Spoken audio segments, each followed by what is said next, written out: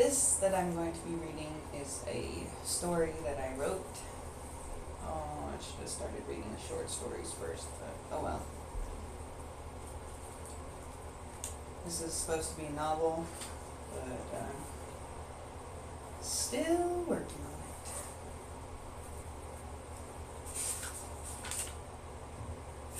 Let's see, where's the first chapter?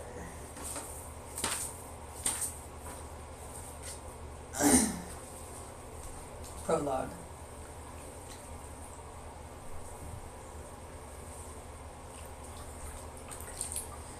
In the beginning, God created the heavens and the earth. This is how the Holy Bible begins its story. The heavens were where God and his angels lived. They were above the sky and stars, far beyond the universe we know today. The earth was and is, of course, where we live today, but in the beginning, the first two people lived in a special place called, then, the Garden of Eden. There they could walk and talk with God before they disobeyed him. God later created the first man and woman. According to the Bible, the first man was Adam and the first woman was Eve. However, there is another story that is not told in the Bible of the first true woman, named Lilith. Most women today are her daughters, not Eve's, if you believe these ancient stories. God eventually had to create Eve because when he created Lilith, he had created her the same as Adam, out of the same clay, and therefore Lilith felt she was equal to Adam, and so she would not lie down at his command. She was uncontrollable. Eve was therefore made of Adam, and so could not complain of better or equal treatment. Lilith, after leaving the garden of her own free will, would eventually become more than she was ever intended to be. And when Eve was tempted in the garden, many believe it was Lilith that tempted her, not Lucifer, as the Bible states. This was the reason for Adam and Eve's disobedience. Was it because Lilith was replaced with Eve and therefore she became jealous? Who knows? But a strange and intriguing story came out of her and her life. When Lilith left the garden of her own free will, she escaped the curse that Adam and Eve were placed under. This left Lilith as the first human immortal. The world outside the garden was overrun with demons and evil spirits. It was with these demons that Lilith came to live and rule. She eventually took on the characteristics of many of them and came to be known as their queen, the Queen of the Damned. It was among these demons that Lilith began to hear stories of angels that were created but lived in heaven. One story in particular caught her interest, and it struck her strongly. The story of Lucifer, the most beloved of God's angels. Lilith, having become corrupted by the demons, wanted to test just how beloved Lucifer was. Yet she also fell in love with the idea of his perfection and goodness. Lucifer was said to be the most beautiful angel, second only to God, as well as the most artistic of the angels. If any angel could be considered perfect, he would have qualified. Lilith wanted to change that. Lucifer had his downfalls, however hidden they may have been from Lilith. He knew that he was the most beloved and thought that he was entitled to anything that his heart desired. His heart desired the love of another angel, though. She loved another. Serendipity was her name, and she loved Adam, since God had created him. Serendipity was not perfect, no angel could be, and she was a jealous one, having first envied Lilith and then Eve. Lucifer never saw her jealousy, but was blinded by his own love for her, though he knew not how to get her to recognize his existence. Lucifer became so desperate that he questioned his fellow angels and finally was told of Lilith and her gift of persuasion. Lucifer, not thinking rationally, descended to the earth where Lilith now resided, and petitioned the help of the Queen of the Damned. So, what do I owe this honor? Lilith questioned as Lucifer bowed respectfully before her. Lucifer rose and met the black eyes of Lilith and said, "I have heard that you are the strongest and most skilled among the damned." "The stories must reach far if they reached you," Lilith sarcastically stated, trying to flirt. "But yes, that is why they call me the Queen of the Damned." "Yes, well, I have a request I believe that you can help me with, if you're willing." "There will be a cost, of course." What is your request? Ask anything in return. I do not care. I only wish for the love I have for my beloved to be returned to me, Lucifer exclaimed. And how do you expect me to do so without knowing the circumstances that cause her not to love you? She's in love with the man known as Adam. I wish for him to no longer be the object of her affection. Do you truly mean that I may ask anything in return for this request? And does it matter how her affection is removed? Lilith questioned slyly. Anything you ask for I will give, and it is not my place to tell you how to do what you must to fulfill my request, Lucifer replied. My request for you is to lie with me, for as you love one that does not love you, I also love one that does not love me. Reluctantly, Lucifer filled his half of the bargain he had made with the Queen of the Damned, lying with her. Lilith, using her magic, became impregnated unbeknownst to Lucifer. After fulfilling her request, Lucifer returned to the heavens to await Lilith's half of the bargain. By the end of the week, Lucifer had won the affection of Serendipity. Not trusting it yet completely, Lucifer again descended to meet with Lilith. I see you are back to verify my half of our arrangement, Lilith stated, laying her hand on her already protruding stomach. Lucifer glanced at the developing child he knew to be his, and said, Yes, my lady. I have witnessed a great sorrow in the eyes of my beloved, and have won her affection by comforting her in her sorrow. Yet I do not wish to lose what I have gained. I must know if there's a chance that Adam will return to take my love away from me. Very well. I will verify that Adam no longer will remain a problem for you, and show you the reason for your beloved's sorrow. I must warn you that you may not like what has been done, but you left it to me to do what I do best, and you know that I am the Queen of the Damned, Lilith slyly stated. First, though, may I know the name of the lady that has stolen your love so that I could not have you myself? Her name is Serendipity, and she is the most beautiful creation I have ever seen. You never could have won my love from her, Lucifer stated matter-of-factly. Lilith, with a look of outrage on her face, raised her hand and motioned for two of her demons to retrieve something that lay outside the throne room. The demons returned, carrying two bodies, and laid them at the feet of Lucifer. What is this? Lucifer cried. I requested for only Adam to be removed, knowing that it was possible it must be by his death. I did not request this other. What have you done? Lucifer exclaimed angrily. Two for the price of one, father and favorite son. That way there shall be no way that your Serendipity could love this son after the father. It was easy, really, for the firstborn came easily to my demon envy, Lilith informed Lucifer, with a shrug and smile, as she patted her swollen stomach. You deceptive bitch, Lucifer yelled as he lunged toward Lilith. The demons which had brought it in the bodies rushed Lucifer, grabbing him before he could take a step forward. You should have known better than to have made a deal with the Queen of the Damned. I asked if it mattered how I did my deeds, and you left it up to me, Lilith exclaimed. Oh, what will your precious father think? The Creator? What will he do to you? Lilith laughed wickedly, mocking Lucifer's coming punishment. Damn you, Lilith! Lucifer screamed as he spread his golden wings and flew back to the home in heaven to comfort the mourning Serendipity. It was that day that Lucifer finally fulfilled his deep wishes of lying with his beloved, at which time Serendipity became impregnated. And then I cut a whole section out, because it's supposed to be brought up later in the book, but we'll continue with chapter 1. Come on. Here's chapter 1 end. Germany Christmas! It's a long chapter. Alright. Where am I? What happened? Well, chapter 1. Alone in the world. I open my eyes and see machines monitoring my every moment, my every breath and my every heartbeat. As I wonder what the hell is going on, a doctor walks into the room. It's good to see you awake finally, Raven. How are you feeling? Good, Dr. Mercado. But why exactly am I here? Your friend Lillian brought you here. You are unconscious and covered in blood. We cleaned you up and did a complete exam, but found nothing. You've been unconscious for about 2 days now. We've been monitoring you since you got here, but found nothing wrong. Your heartbeat and brain activity were a little abnormally elevated when you first got here, but they have evened out mostly now.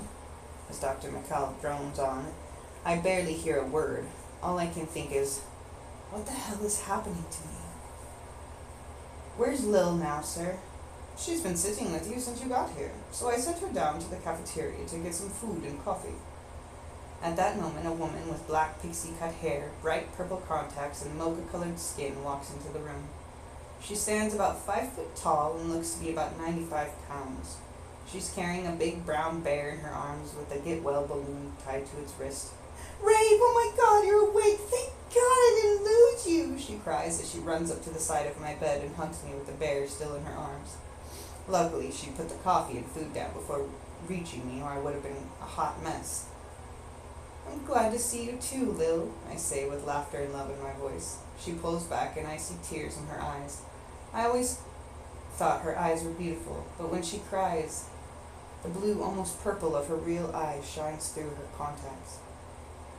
"Here, I got this teddy bear for you. When I saw it, it just screamed you. That, and I know how much you adore teddy bears." "Thank you so much, Lil. I love him. He's adorable and soft. I will hug him and squeeze him and call him Squishy," I tell her, trying to get her to laugh. I really hate it when my best friend gets worried or sad. Most of the time she gets that way because of me, and I hate myself for it. I give her my most innocent smile and she laughs. "You really like him?" "Yes, but I'm not calling him Squishy. I'll call him Yomiko, since that's what his tag says," I say as I show her the tag around the bear's neck. "You always were the unique one," she says as she takes my hand and smiles. Then she turns to the doctor. "How is she, Doc?" "I'm fine, and hello," I state, waving my hand. "I'm right here. It's not like I'm asleep anymore," I say, hurt that she was talking like I was gone again. "I know. I'm sorry." Dr. McCall just laughs at our bickering. "You two act more like sisters the longer I know you." "She's fine, actually, Lillian. If she wants, she can go home today." "You don't think she should stay just to be safe?" "I'm fine, really, Lil. I just want out of this hospital gown and into my own comfortable clothes." "Really, she can go. Plus, I don't want to see how she'll be if we keep her too much longer," Dr. McCall says. "Okay. Well, I guess," Lillian says, reminding me why I love her so much. "I thought you'd want something new when you came too." "Thank you so much, Lil," I say as I watch her pull a Hot Topic bag from beside the chair she's now sitting on. "You didn't!" I exclaim. "I did," Lillian says as she pulls out the black and blue lace corset and matching plaid skirt I had been looking at for the past week. "I also got these," she says, as she pulls up a pair of the most gorgeous boots I had ever seen. They were black leather stiletto boots with steel toes and small spikes running down the outside. They zipped up on the inside. "Plus," she adds, pulling up a smaller Hot Topic bag. From the bag, she extracts a blue collar with spikes and sapphires and a set of matching wrist cuffs. "I frickin' love you, Lil. You know me so well. Thank you," I exclaim with excitement as I hug her and grab the clothes to change. After being disconnected from the IV and monitors, I head to the bathroom attached to my hospital room and change. Then look at myself in the mirror. My long black hair hangs in thick dreads down my back. I feel like I need a long hot shower. But looking at myself in the mirror, I don't see it. My eyes are dark emerald green with long eyelashes that frame them, making them stand out even more. Truthfully, I am a beautiful woman, though I don't flaunt it, but today there seems to be a haunted, almost dead look to my eyes. I finish getting dressed and walk back into the hospital room. "Lil, do you have any makeup with you by any chance?" "Better! Here!" Lil says as she hands me the last item in the Hot Topic bag. "Thanks," I say as I disappear into the bathroom again, this time to apply the makeup without even looking at it. When I finally do look at the item Lil handed me, I realize it is paint. Black and white face paint. I walk back out of the bathroom and see Lil smiling at me with her smart aleck smile. "Very funny," I say to her. "What?" "You know what," I tell her as I hold up the face paint. "Oh, yeah, I got that for you too. I knew you needed more face paint for the club. Here, she says as she tosses me a blue cosmetic bag. This time I look in it before I go into the bathroom. Inside the bag is an eyeshadow compact with white, blue, and black eyeshadows, black eyeliner, and black mascara. I put the makeup on and admire my reflection. The makeup has transformed my eyes from a haunted, almost dead look to an almost goddess-like look. I walk out of the bathroom ready to go home. Ready? I ask Lil. Yeah. Man, Rave, it's crazy how much you can change your look with a little eye enhancement, Lil says as she hands me my backpack, then throws the bags away. I put my stuff in the backpack and follow Lillian out of the room. Some nurses are standing at the nurse's station as we walk by. Miss Black, a nurse says, getting my attention, Dr. McCall left some papers for you to sign. She puts the papers on the counter and hands me a pen. I sign them and continue walking out of the hospital. Walking out the front door, a twinkle catches my eye. I turn and see an amulet on the ground. I pick up the amulet and flip it over, inspecting both sides as I follow Lillian to her car. On the one side of the amulet is a faint outline of a K, and on the other is an L with the twin sign going through it. I wonder what it means, I think to myself. As I climb into the passenger side of a Lillian's bright purple Lexus, I hand the amulet to her. What do you think? I ask her. I think that whoever lost it should have taken better care of it. You should keep it. Silver does suit you, and you're into these kinds of things, she replies. So are you, Lil. Which is why, if you don't keep it, I will. Give it here, I say as I grab the amulet out of her hand and put it around my neck. Where do you want to go? Lil asks as she pulls out of the hospital parking lot. My job. I've let my boss know. I have to let my boss know I'm okay.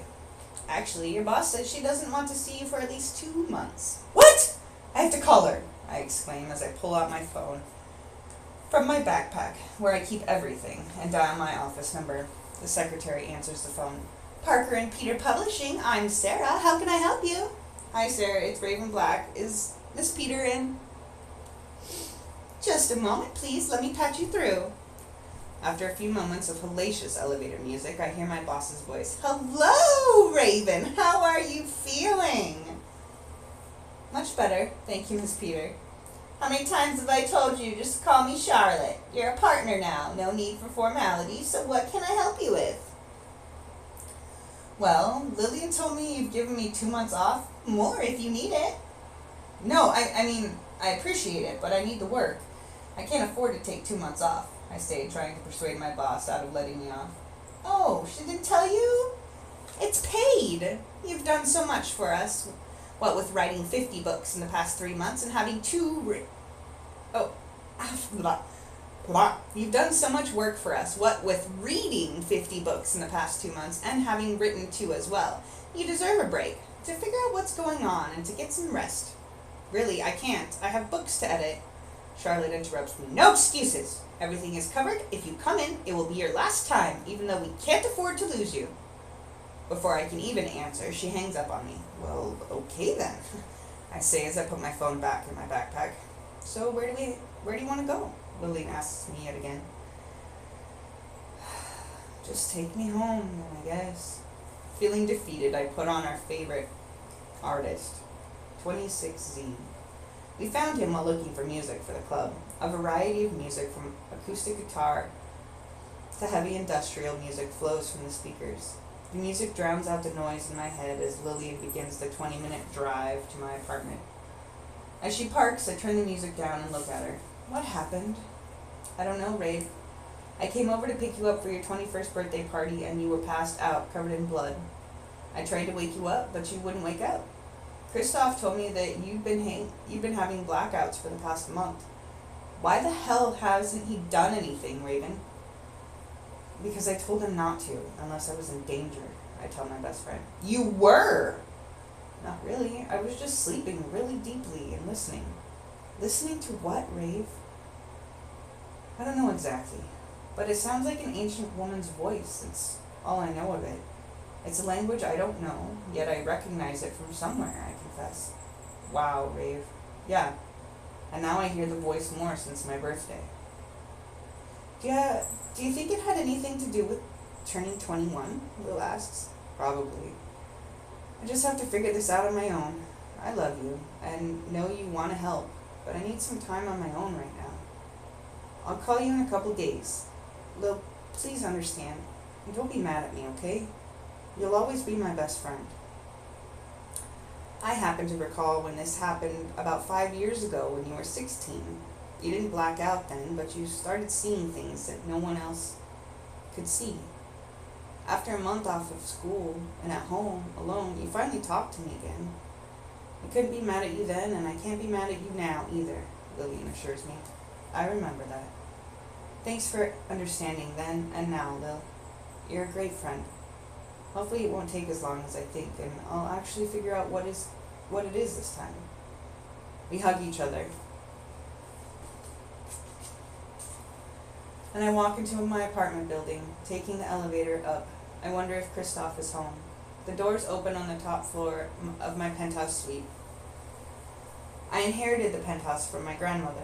I grew up not knowing my parents, and then at the age of 16, after my vision and isolation period, I was contacted by Grandmother Luna. Grandmother Luna died 2 years later, leaving the penthouse to me.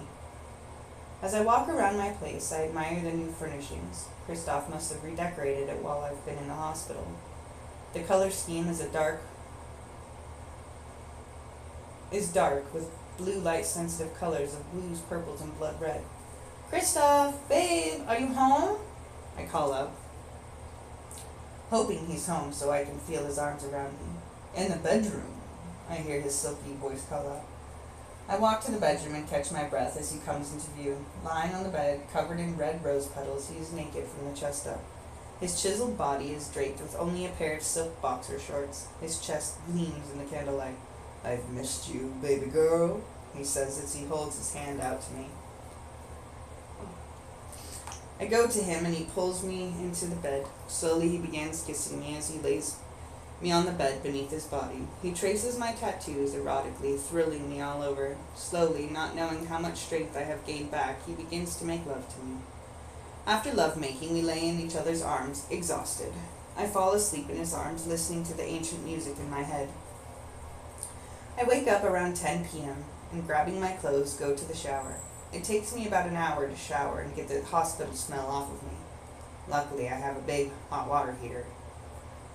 By the time I get out, and I only have an hour to paint my face and get to the club. I'm beginning to get dressed when Christoph comes into the bathroom and starts to kiss my body. Baby, I have to get ready. But I want you, he whispers seductively in my ear as he rubs against me. No! You know I go to Shangri-La every night. It's my time, I tell him as I push him off me. Just this once? You just got back, he whines, which is exactly why I need the club. Fine. Whatever. Christopher pouts and stomps back to the bedroom. I paint a mask on and let my dreads frame my now unrecognizable face. As I leave the bathroom, I notice Christoph, already asleep.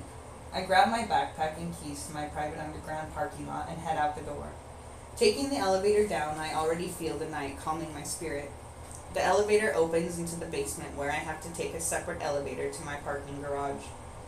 Once there, I look at my collection of vehicles. I pass up my 1987 Corvette, the 1964 Firebird, and my refurbished 1966 Shelby GT 350, just to name a few. Tonight I head straight for my 1920 V-twin Harley Davidson, needing to feel the wind on my skin. I hit my dab pen as I head towards it, catching a glance at the flyer rubber band to the handlebars. After another glance, I notice that the same flyer is on the windshields of all of my 6 other vehicles. I wondered to myself how anyone got down here to put them there. The flyer is an advertisement for the mystical shop called Eden's Edge. I've seen the shop before, but have never been drawn to it like I am tonight. I touch the amulet around my neck, feeling it hum a little in my touch. I know that the shop will be my first stop. Before I head to the club, leaving the basement, the feel of the wind makes me feel alive as I drive across town. arriving at Eden's edge. I'm surprised that it's still open at this hour. I walk inside and instantly the smell of lavender and sage hits me, making me stumble backwards a few steps. "Come in, child," a voice like an angel calls from the back room. As I walk through the onyx and amethyst beaded curtain, I am at awe by what I see. Sitting in a chair is a woman, about 5 foot tall, who has long black hair with purple highlights. Before her, sitting on a table, is a large book. On the cover of the book is the same L-like symbol that is on the amulet I now wear around my neck. "I see you recognize Lilith's book," the woman says. "What? Oh, no, just the symbol. I've seen the same one on this amulet I found today," I tell her as I meet her purple gaze. "That is your amulet, Kida, and this book is your inheritance as well. First off, my name is Raven, not Kida, and second, who are you?" "My name is Hecate, and I am the keeper of the Book of Lilith. You may not realize it now, but you are the daughter of 2 very powerful beings. This book is rightfully yours, and soon all will become much clearer to you. Please take this and read it. If you have any questions, I will always be here to guide you." "Okay, well, thank you. Do I owe you anything?" I ask hesitantly. "No, of course not. It was already yours before you were born again. I've been waiting to give it to you is all." "Okay," I say as I take the book from the woman and turn to leave. Suddenly I hear the tinkling of bells, indicating someone has entered the shop. A man with golden hair and dark emerald eyes like mine walks in and stands before me. As I try to step around him to leave, he grabs me in an embrace. "Hey!" I exclaim as I shove him away from me. "My daughter! Why do you shove me away?" the man asks. "Lucifer, she does not know yet," Hecate exclaims as she steps from behind the curtain. "You people are freaking me out," I exclaim. "I'm out of here. I might come by some other time, Hecate, though only to shop." I walk out of the shop and get back on my bike. As I rev the engine, I feel its vibrations and head out for the club, thrilled to be one with the night. And that was the prologue and chapter 1 of the beginning of the end. I hope you all enjoyed. It's been almost 30 minutes now. I should probably get out of the tub before I'm a wrinkly prune.